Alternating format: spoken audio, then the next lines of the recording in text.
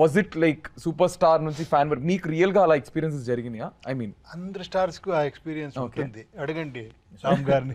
Sir ఆయన నేను అడగకూడదు. పుట్టినప్పుడు సూపర్ స్టార్. ఒకసారి సార్ని ఉపేంద్ర సార్ని కలవటానికి వెళ్ళినప్పుడు ఈ కథ వినగానే ఆయన భలే ఎగ్జైట్ అయ్యి ఒక ఎగ్జాంపుల్ చెప్తాను వినండి అని చెప్పి ఒక ఎగ్జాంపుల్ చెప్పారు. Sir if you don't mind అది చెప్తారు. అది చెప్పండి సార్. అది చాలా ఉంటుంది. కోసుకునేది, టాటూ వేసుకునేది, ఇదన్నీ ఇది.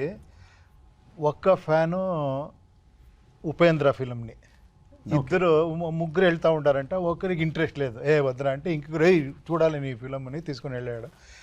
ఫిలం చూసిన తర్వాత వాళ్ళిద్దరికి అర్థం అవ్వలేదంట, ఈతనికి అర్థమైంది.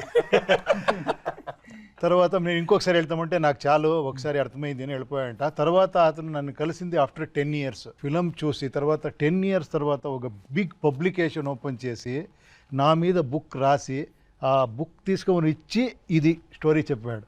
అబ్బా